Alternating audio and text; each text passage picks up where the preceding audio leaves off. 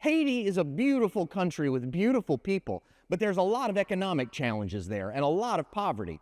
And we were going to spend 5 days there in the rural areas, in the villages, which is a very difficult place to do documentary work because you don't always have consistent access to power, and there's no cell phone coverage at all. So you have no service, internet, no phone, nothing.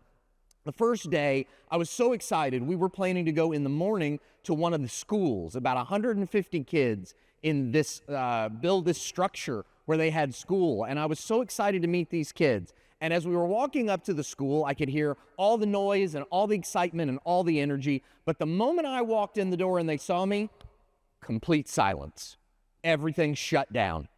And I could understand that. Look, I didn't look like them. We didn't have the same skin color. And I couldn't even speak in their native language. I had a handler who was with me who was interpreting all the conversations. And I wasn't dressed like them, and we didn't have the same background, and our families didn't know each other. There were so many reasons why we would be uncomfortable together. And I spent about 3 hours there trying to film, and at the end of it, I said to my handler, I don't know that any of this is usable. Not because the kids weren't beautiful, but because they were so stiff. They were so rigid, they were so afraid, they were so uncomfortable. And as a documentary filmmaker, my work thrives on authenticity, on vulnerability, on connectedness, on relational energy. And it just wasn't present in the footage. And I remember walking away from that session and saying to myself, what did I do wrong here? What could I have done differently? And I'm beating myself up and frustrated with myself. And I'm thinking about it all through lunch that day. And as we're packing up the car, I'm still thinking about it.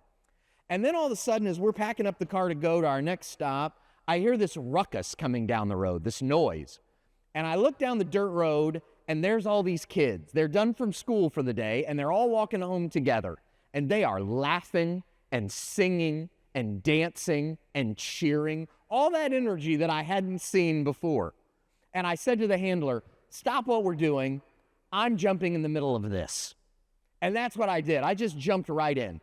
And we went walking down the road, and I was trying to sing along with them. And I didn't speak their language. I didn't know their songs. I was messing up all the words and all the melodies. And then I started to try to dance with them. And look, I'm a terrible dancer to begin with, but I didn't know their moves. And these were dances they had been doing together for like years. And so I'm making a complete fool of myself, totally embarrassed. And they were all laughing. And let's be clear, they were laughing at me, not with me. And I'm just embarrassing myself as we walk down the road, and they're laughing.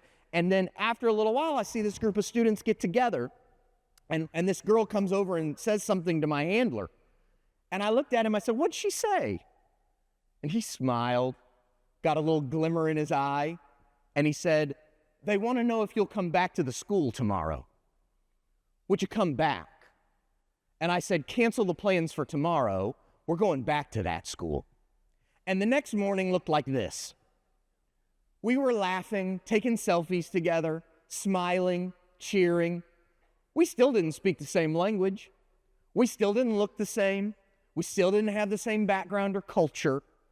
But something had shifted. Trust had opened. Connection had happened.